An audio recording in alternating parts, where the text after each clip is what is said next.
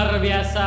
Yes. Oke, teman-teman, sebelum kita memuji juga memuliakan nama Tuhan, yuk kita bersatu dalam doa.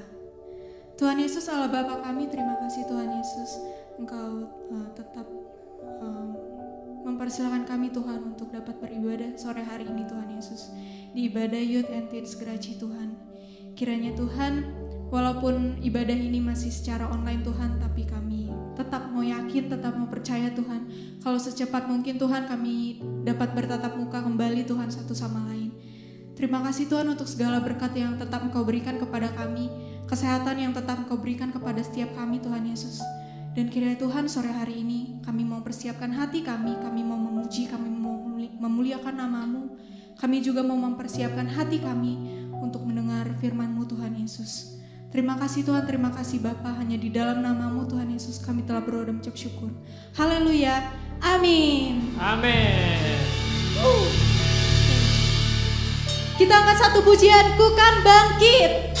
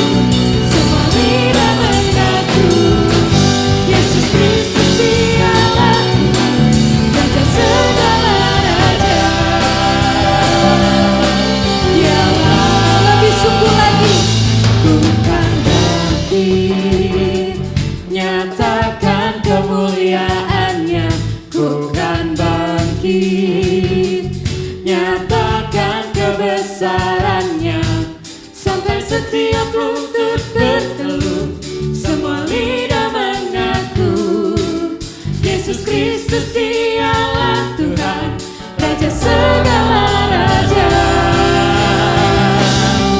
Dialah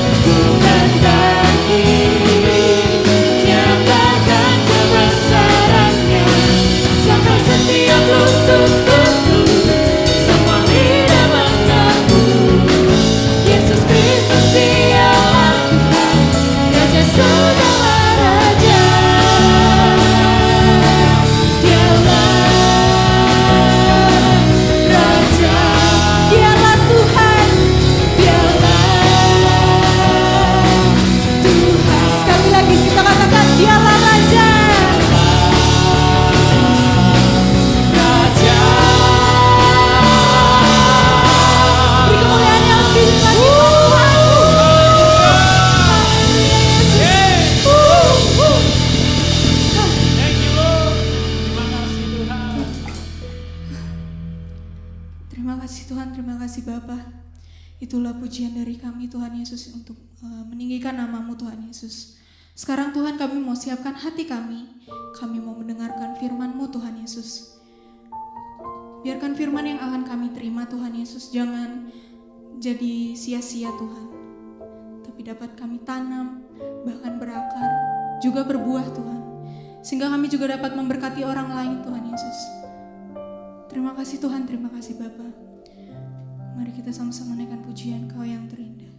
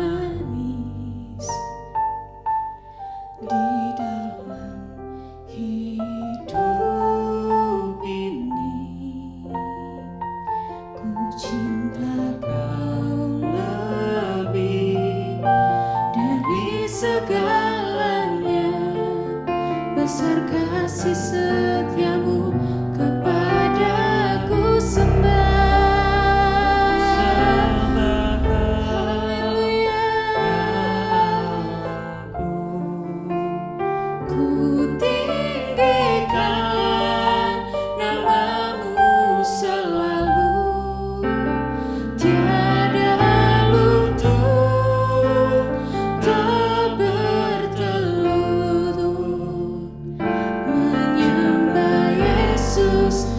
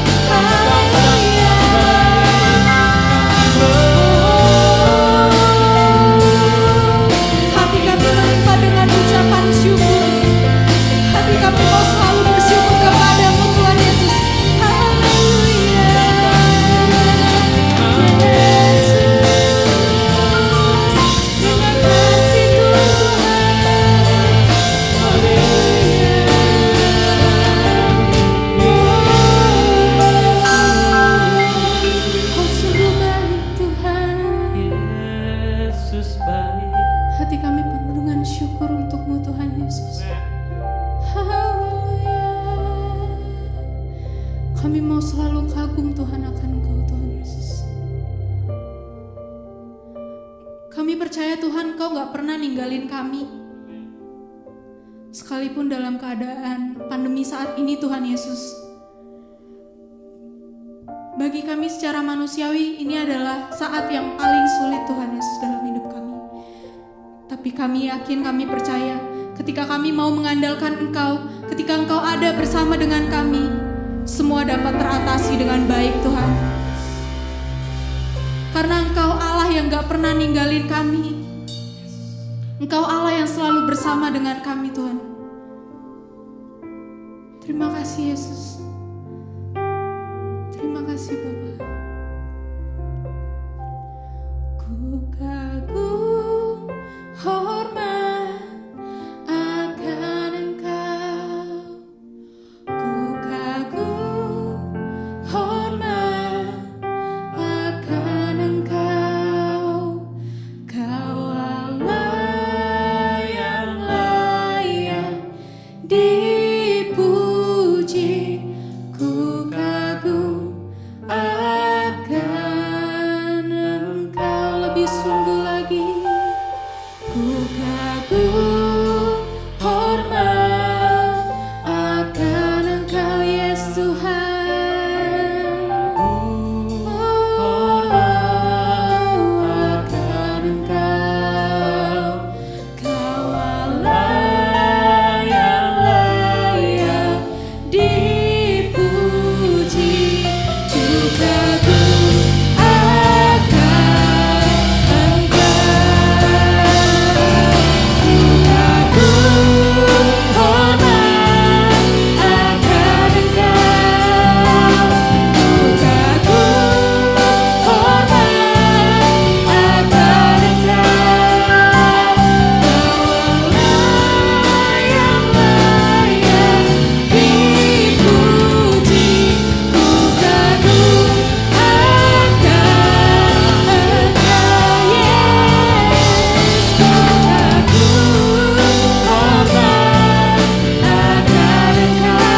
akan Engkau.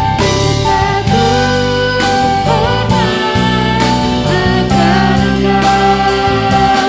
Kau Allah yang layak dipuji. Ku kagum akan. Ku kagum Tuhan. Ku kagum akan. Sekali lagi lebih sungguh kita katakan. Ku kagum akan Engkau.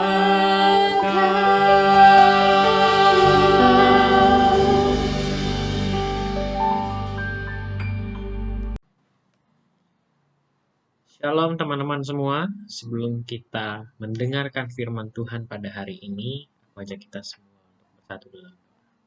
Terima kasih Tuhan, terima kasih Yesus, Bapa kami yang ada di dalam surga. Kami sungguh bersyukur atas kasih-Mu, perlindungan-Mu Tuhan, yang Kau sudah mengumpulkan kami di tempat ini. Biar setiap apa yang kami lakukan pada saat ini Tuhan, Kau persiapkan setiap hati dan pikiran kami, mata kami, fokus kami, semuanya Tuhan, tertuju pada firman-Mu Tuhan pada saat ini Tuhan. Sampaikanlah setiap isi hati-Mu Tuhan kepada setiap kami, biar kami semua dapat belajar Tuhan banyak hal dari-Mu Tuhan. Terima kasih Tuhan, Kau juga berkati Tuhan hamba-Mu yang penuh keterbatasan ini Tuhan Bapa, biar Engkau berkati Tuhan, setiap apa yang disampaikan oleh hamba-Mu Tuhan, semuanya itu berasal daripada isi hati-Mu dan tidak kekurangan sedikit padamu Tuhan. Terima kasih Tuhan, terima kasih Yesus. Di dalam nama Tuhan Yesus Kristus, haleluya, amin. Oke, shalom teman-teman Youth and Teens, apa kabarnya? Aku percaya teman-teman semua tetap sehat, tetap bersuka cita, tetap bersemangat teman-teman. Puji Tuhan, aku diberi kepercayaan untuk bisa sharing hari ini, walaupun kita lihat background-nya bukan di gereja teman-teman. Karena situasi dan kondisi kita yang kita lihat di sekitar kita itu mengharuskan kita harus menjaga kesehatan kita teman-teman. Oke, kita langsung ke tema sharing kita pada bulan ini. Bulan ini kita akan membahas tentang living hope atau harapan yang hidup. Nah, harapan sendiri dalam KBBI teman-teman Kalau misalnya teman-teman bisa cari ya di Google KBBI gitu. Harapan itu apa sih gitu. Nah, dalam KBBI sendiri harapan itu diartikan sebagai keinginan supaya sesuatu terjadi atau selalu menanti atau selalu rindu. Jadi kalau misalnya ngedengar harapan, kalau dalam pikiran kita kan pasti harapan tuh pasti tentang tujuan, gitu kan. Tapi di sini lebih membahas tentang keinginan supaya sesuatu terjadi, selalu menanti-nanti, selalu rindu, selalu ingin sesuatu itu supaya terjadi gitu. Jadi bukan hanya hanya sebuah tujuan aja gitu. Sehingga kalau kita mendengar kata harapan yang hidup, artinya suatu hal yang kita inginkan, kita rindukan, dan kita nantikan supaya hal itu terjadi pada diri kita. Dan kelihatannya memang eh, kelihatannya memandang ke masa depan atau berharap menjadi kebutuhan biologis yang dimiliki setiap dari kita. Benar nggak teman-teman? Kalau kalau dalam hidup kita nggak pernah memandang ke masa depan, kayaknya itu bukan manusia gitu. Kayaknya bukan bukan kita hidup sebagai seorang manusia gitu. Pasti kita setiap kali kita mau memilih sekolah, memilih jurusan jurusan sekolah kita ya, universitas atau misalnya SMA, SMK, itu pasti kita memilih eh, kira-kira yang mencapai tujuan gue di depannya apa ya gitu. Pasti kita memikirkan tentang masa depan dan ini yang menjadi kebutuhan kita sebagai seorang manusia. Sekalipun rasanya nggak rasional gitu. Kayak eh, harapan gue mau menjadi seorang pembisnis yang sangat besar gitu. Rasanya memang nggak rasional. Gue berharap supaya ada PS5 turun dari langit gitu kan. Ya biasanya gitu kan. Mimpi-mimpi kita lah di siang bolong gitu. Tapi tetap aja kita berharap gitu. Karena itu memang kebutuhannya kita. Dan prinsip pengharapan itu pun ada di Alkitab gitu. Sebagai salah satu contoh, coba kita buka di 1 Korintus 9 ayat 10. Oke, aku kasih waktu sedikit buat teman-teman bisa buka. Oke, udah ya. 1 Korintus 9 ayat 10. Kita baca. Atau kitakah yang dimaksudkan? Ya, untuk kitalah hal ini ditulis. Yaitu pembajak harus membajak, dan pengharapan dan pengirik harus mengirik dalam pengharapan untuk memperoleh bagiannya. Di garis bawah ya teman-teman ya. Untuk memperoleh bagiannya. Oke. Jadi harapan akan memperoleh upah itulah yang membuat pekerjaan terasa manis. Oke. Karena setiap dari pekerjaan yang kita lakukan pasti kita mengharapkan untuk mendapatkan sesuatu.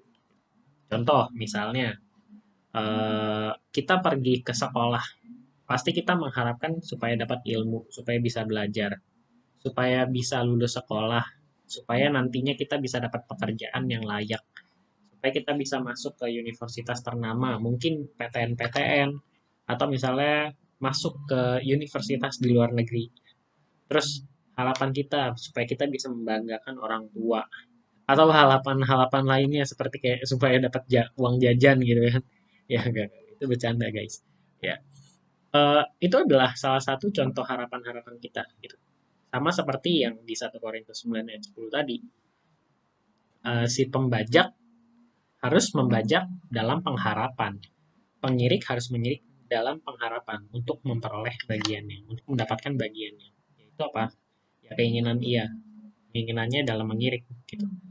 Misalnya upah atau misalnya hasil karyanya atau apa gitu.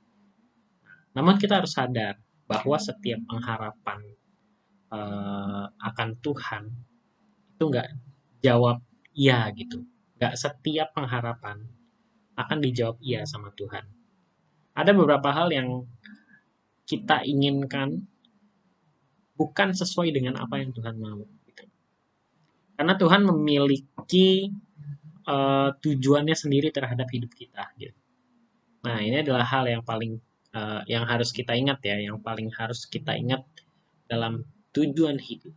Okay, adalah keinginan Tuhan. Okay. Tujuan hidup adalah keinginan Tuhan. Okay. Sorry, aku ulang dikit ya. Bahwa tujuan dalam hidup adalah keinginannya Tuhan dalam hidup diri kita. Oke, ulang lagi.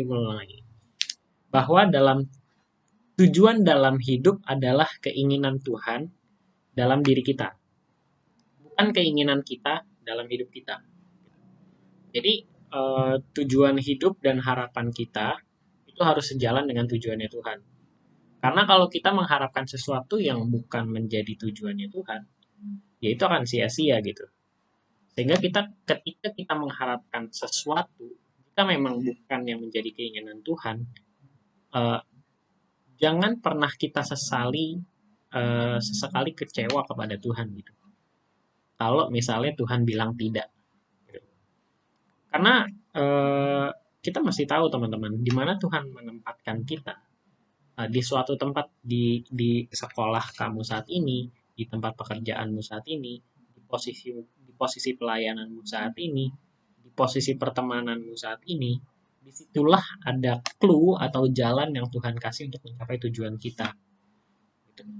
Dan hati-hati sama si iblis yang selalu siap menawarkan kita.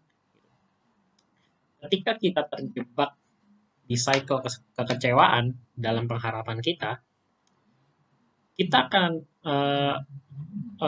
akan selalu hidup dalam kejatuhan. Kita akan selalu hidup dalam kejatuhan. Di mana kekecewaan lain akan datang untuk kita. Jadi ini cycle ya teman-teman ya.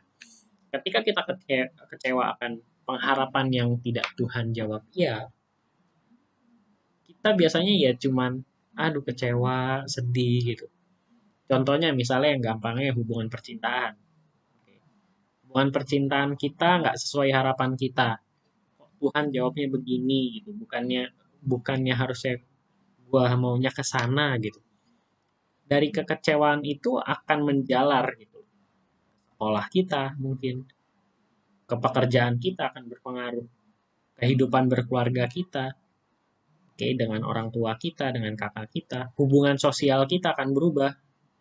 Yang biasanya hidup lo ceria, bersemangat, lo akan menjadi sad boy, sad girl yang setiap kali selalu merasa hidupnya sedih banget gitu.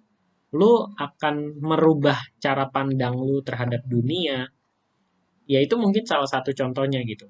Hal kecil, tapi itulah yang membuat mungkin mungkin ada di antara kita atau mungkin nggak ada. Mungkin yang membuat kita sampai saat ini hidup dalam kekecewaan, yang nggak pernah mengharapkan sesuatu, yang bukan hidup dalam pengharapan dari Tuhan gitu. Nah, eh, jadi teman-teman, ketika kita mengharapkan sesuatu, kita harus tahu dulu tujuan Tuhan dalam hidup kita. Gimana caranya kita tahu? Poin yang tadi aku kasih, bahwa di mana posisi kita yang saat ini kita tempati, yang dikasih sama Tuhan. Posisi kita saat ini menentukan tujuan kita saat di masa yang depan. Karena apa yang Tuhan kasih saat ini itu akan sangat berpengaruh. Itu akan sangat berpengaruh untuk di masa depan kita. Oke. Nah, teman-teman, aku mau ajak kita untuk buka Roma 12 ayat 12. Oke. Bersukacitalah dalam pengharapan, bersabarlah dalam kesesakan, dan bertekunlah dalam doa. Nah, ada 3 hal yang 3 poin yang mau aku sampaikan ke teman-teman. Bersukacitalah dalam pengharapan. Oke,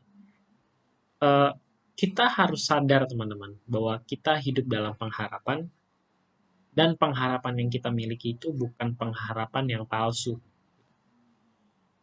Oke teman-teman, sekali lagi aku bilang ya, kita hidup dalam pengharapan, dan pengharapan yang kita miliki bukanlah pengharapan yang palsu. Kalau teman-teman mau buka, ada di Yeremia 29 ayat 11. Sebab aku ini mengetahui rancangan-rancangan apa yang ada padaku mengenai kamu. Demikianlah firman Tuhan, yaitu rancangan damai sejahtera dan bukan rancangan kecelakaan, untuk memberikan kepadamu hari depan yang penuh harapan. Oke. Jadi kita hidup dalam pengharapan yang sudah dijanjikan oleh Tuhan. Harapan yang akan menjadi sebuah sukacita dalam hidup kita. harapan yang selalu menjaga kita ketika kita menghadapi kesulitan, harapan yang selalu ada ketika kita misalnya lagi jatuh, janji-janji Tuhan yang ada dalam hidup kita, itulah yang menjadi pengharapan kita. Maka kunci pertama yang mau aku sampaikan ke teman-teman adalah bersukacitalah dalam pengharapan. Karena kita tahu banyak orang hidup dalam kekecewaan. Yang sesimpel tadi aku bilang gitu. Banyak orang kecewa dalam hidupnya. Mungkin hal kecil, teman-teman. Mungkin hal kecil. Sesimpel putus dari pacar. Sesimpel gagal lulus ujian. Mungkin nilainya di bawah KKM sedikit. Tapi dari situ banyak hal kekecewaan-kekecewaan lain yang akan menyusul. Kalau teman-teman nggak cepat berubah. Oke. Kita buka di Amsal 10 ayat 28. Harapan orang benar akan menjadi sukacita, tapi harapan orang fasik menjadi sia-sia. Oke teman-teman, ini simple banget ya.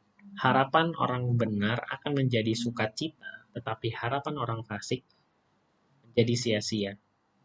Jadi harapan yang kita miliki saat ini, kita harus pastikan bahwa itu adalah harapan yang berasal dari Tuhan. Harapan yang sesuai dengan jalannya Tuhan. Oke, kita lanjut. Gimana sih supaya kita tahu gitu harapan ini bener gak sih? Ini sesuai jalannya sama Tuhan. Nah, poin kedua yang aku mau kasih tahu dari Roma 12 ayat 12. Sabarlah dalam kesesakan. Oke, sabarlah dalam kesesakan. Jadi simpel lagi nih teman-teman. Kuncinya itu adalah tahan uji, gitu. Tahan uji. Percayalah, di setiap permasalahan dan pergumulan yang kita hadapi adalah bagian pembelajaran dari Tuhan. Selalu renungkan apa yang kita alami dan ambil pelajarannya. Oke. Di setiap permasalahan dan pergumulan yang kita hadapi, ambil pembelajarannya. Selalu renungin. Ketika kita misalnya mengalami pergumulan satu permasalahan di kantor atau di sekolahan, selalu bawa ke rumah, renungkan, ambil pelajarannya. Itulah yang karena di setiap kesesakan yang kita alami, Tuhan itu lagi menghancurkan kita, memperbaiki kita, dan membentuk kita menjadi bejana yang indah. Menjadi orang yang siap Tuhan pakai dalam perkara-perkara yang besar. Jadi, kerjakan apa yang mau kita kerjakan saat ini, kembangkan dengan penuh tanggung jawab, apa yang jadi Tuhan percayakan untuk kita saat ini, hal kecil maupun hal besar, karena di sanalah pengharapan kita akan tumbuh, berkembang, dan menjadi kenyataan. Coba kita buka di Roma 5 ayat 4. Oke, kita baca. Dan ketekunan menimbulkan tahan uji, dan tahan uji menimbulkan pengharapan. Ketika kita tahan uji, ketika kita sadar bahwa setiap permasalahan pergumulan yang kita alami itu adalah salah satu pembelajaran dari Tuhan dan kita sabar dalam menghadapi setiap kesesakan itu, percayalah teman-teman, itu akan menjadi satu pengharapan yang baru untuk kita. Kita akan upgrade terus dalam hidup kita. Kita nggak akan berada dalam posisi yang itu aja, yang akan berulang-ulang itu aja. Kayak cycle-nya si iblis yang selalu memberikan kekecewaan dan kekecewaan lainnya gitu. Oke. Dan ini poin ketiga yang mau aku sharing ke teman-teman. Bertekunlah dalam doa. Nah, ini yang menjadi dasar kita menjadi kuat teman-teman. Bertekunlah dalam doa. Mungkin aku mau nanya dikit ke teman-teman. Siapa di sini yang doanya masih suka bolong-bolong? pagi atau malam, atau eh, doanya cuman doa makan doang, boleh jujur angkat tangan. Saya angkat tangan sih ya, nggak ada yang lihat juga. Tapi kita ngaku ya dalam diri kita ya, bener gak nih? Gue doa nggak ya pagi-pagi atau malam? Atau gue punya nggak ya waktu khusus untuk berdoa sama Tuhan? Nah, aku mau kasih sedikit tips teman-teman. Kita wajib doa setiap pagi sebelum kita melakukan aktivitas. Oke, mungkin mungkin jam 5 pagi nggak bisa gitu. Nggak apa-apa jam 6, jam 7. Tapi yang jelas satu hal teman-teman, sebelum kita beraktivitas, usahakan bahwa kita memiliki doa sebelum beraktivitas. Lebih tepatnya doa syafaat pagi-pagi ya. Bukan doa doang, Tuhan terima kasih Tuhan aku bangun saat ini. Haleluya, amin. Enggak gitu. Kita punya doa syafaat, mengucap syukur kepada Tuhan, penyembahan kita sama Tuhan pagi-pagi sebelum kita beraktivitas. Kita biasakan kayak gitu teman-teman. Oke, setelah itu apa? Malam sebelum kita tidur, coba kita latih doa kita di malam hari. Ucapan syukur kita, Tuhan terima kasih atas kejadian semua yang terjadi, pergumulan permasalahanku. Coba kita belajar renungkan. Nah, waktu-waktu doa ketika malam dan pagi dan malam ini teman-teman. Yuk, aku ajak kita semua untuk belajar bareng-bareng. Belajar bareng-bareng, belajar sama-sama. Kenapa? Ini kesaksian sedikit ya dari teman, uh, dari sahabatku. Dia nanya ke aku gini, Dok, kenapa ya kalau lu lagi punya masalah sama orang, pasti lu selalu disaranin untuk doa aja sama Tuhan gitu. Benar gak? Teman-teman pasti sering kayak gitu.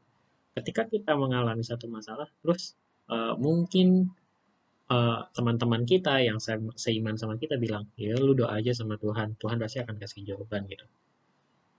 Pasti selalu kayak gitu.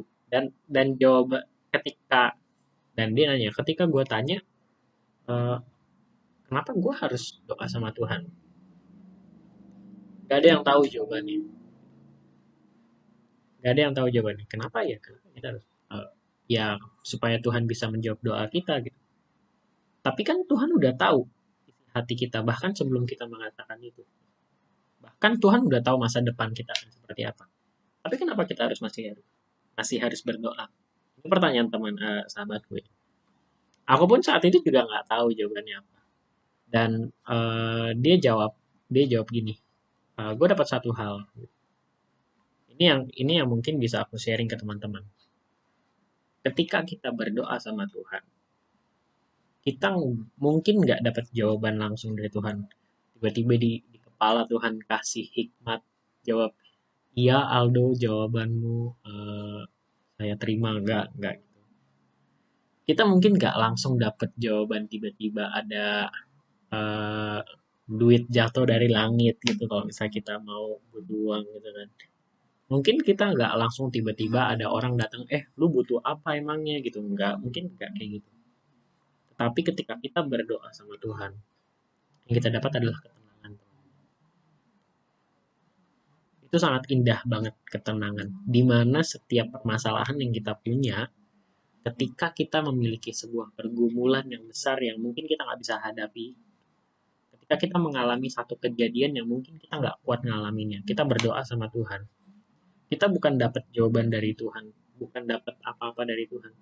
Kita dapat ketenangan yang Tuhan miliki.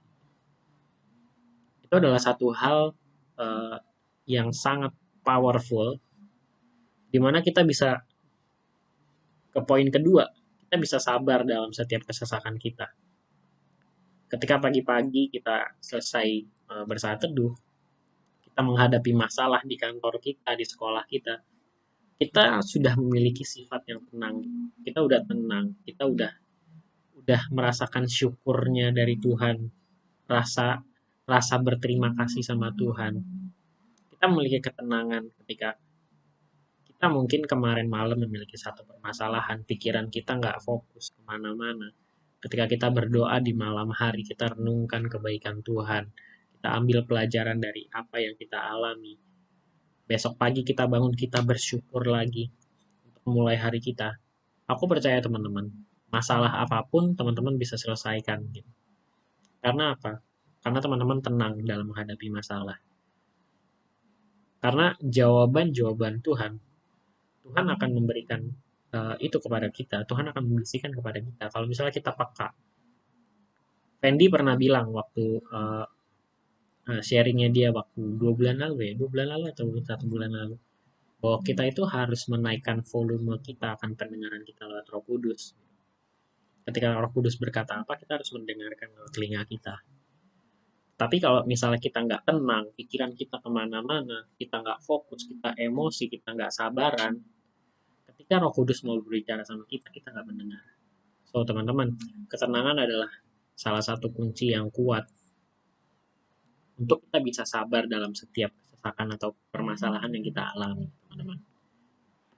Oke, dan 3 poin ini yang mungkin aku mau sampaikan ke teman-teman, bahwa dalam pengharapan yang kita miliki, kita memilih ketika kita ingin bertahan untuk hidup dalam pengharapan, kita harus bersukacita dalam pengharapan kita. Kita harus sadar bahwa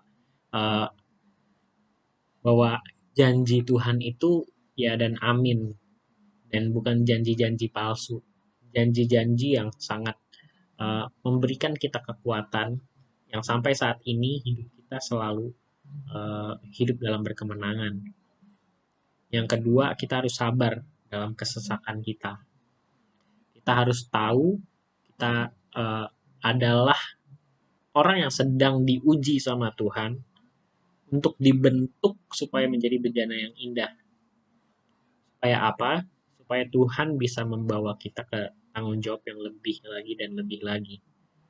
Supaya Tuhan bisa mempersiapkan kita ke suatu tanggung jawab, ke suatu perkara yang lebih besar lagi. Oke, yang kita harapkan. Yang ketiga, kita harus bertekun dalam doa kita. Pagi, malam, saat teduh kita, renungan kita, syafaat kita. Ini yang harus kita bangun. Doa, doa, doa. Supaya apa? Supaya kita tenang dalam menghadapi setiap pergumulan, permasalahan, tantangan yang kita hadapi untuk mencapai harapan kita. Dalam mengerjakan apa yang kita miliki. So, mungkin penutup yang mau aku sampaikan ya teman-teman. Kerjakan apa yang kita miliki saat ini. Apa yang kita kerjakan saat ini. Kembangkan dengan penuh tanggung jawab apa yang jadi Tuhan percayakan untuk kita. Apa yang lagi kamu kerjakan saat ini? Mungkin kamu lagi ngerjain tugasmu, PR-mu, kamu lagi ujian, kerjaanmu di kantor, mungkin jadi admin, mungkin jadi desainer, mungkin jadi akunting atau apapun pekerjaanmu saat ini, tanggung jawabmu di organisasi manapun, di pelayanan, semuanya, kerjakan itu dengan penuh tanggung jawab. Jangan 50%, kasih 100%, kasih 200%. Karena apa? Yang tadi aku bilang. Karena di sanalah pengharapan kita akan berkembang dan menjadi kenyataan. So, amin untuk firman Tuhan. Teman-teman, aku ajak kita untuk bersatu di dalam doa. Terima kasih Tuhan, terima kasih Yesus atas berkat-Mu hari ini, atas perlindungan-Mu hari ini. Biar firman-Mu pada saat ini Tuhan, Engkau berkati setiap kami yang mendengarkan Tuhan dengan sungguh-sungguh. Biar setiap apa yang kami dengarkan Tuhan Yesus Kristus mengetuk pintu hati kami Tuhan, dan kami dapat merenungkan dan melakukannya Tuhan. Terutama kami dapat membagikannya Tuhan ke orang lain Bapak. Terima kasih Tuhan, terima kasih Yesus. Engkau berkati Tuhan teman-teman di RBI dan juga di PBI Bapak. Biar Engkau berkati Tuhan setiap kami, setiap apa yang kami lakukan, apa yang menjadi tujuan dan harapan kami Bapak, apa yang menjadi target kami Tuhan dalam pelajaran kami, pendidikan kami, pekerjaan kami Tuhan, di keluarga kami Bapa, kami sebagai anak, kami sebagai uh, orang tua mungkin Bapa. Engkau berkati Tuhan setiap kami Bapa, supaya apa yang kami lakukan Tuhan, supaya apa yang kami perbuat Tuhan, terang-Mu Tuhan Yesus terpancar dalam hidup kami Bapa. Kami juga berkati Tuhan, Kak Ovan, Kak Johan, Kak Fendi Bapa, sebagai pemimpin kepala kami Tuhan, sebagai orang yang memimpin jalan kami Tuhan Yesus Kristus.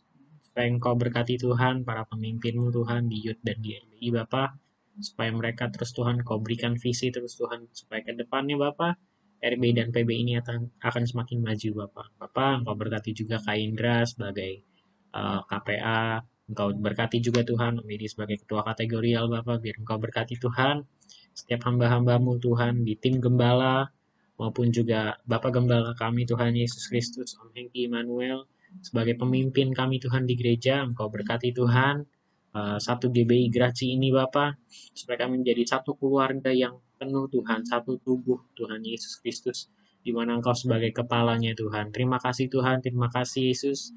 Engkau berkati Tuhan untuk bangsa kami Tuhan, yang saat ini Tuhan sedang mengalami banyak sekali permasalahan dan pergumulan di bangsa ini Bapak, baik itu dari COVID-19-nya, berpolitik Tuhan, maupun permasalahan di ekonominya Bapak, biar Engkau berkati Tuhan Yesus Kristus, biar setiap permasalahan-permasalahan yang kami alami ini Tuhan, di bangsa kami Tuhan, dapat menumbuh kembangkan bangsa kami menjadi bangsa yang kuat Tuhan Yesus Kristus, supaya menjadi bangsa yang bergotong royong bersama-sama menghadapi permasalahan ini Bapak. Terima kasih Tuhan, terima kasih Yesus. Engkau juga berdoa Tuhan, kami juga berdoa Tuhan untuk Bapak Presiden kami Bapak,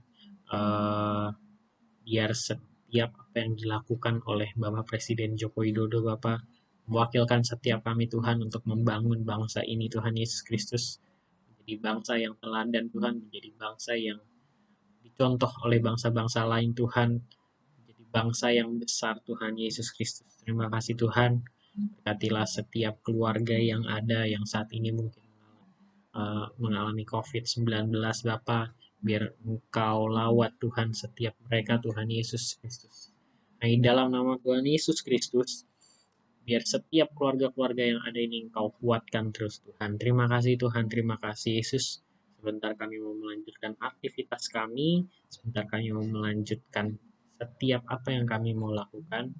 Biar Engkau berkati setiap kami, Engkau lawat setiap kami, Engkau membiarkan kami menjadi terang-Mu, menjadi teladan-Mu Tuhan dimanapun kami berada, supaya kami menjadi garam bagi lingkungan kami Tuhan Yesus Kristus. Nah, dalam nama Tuhan Yesus Kristus kami berdoa dan mengucap syukur, haleluya. Amin.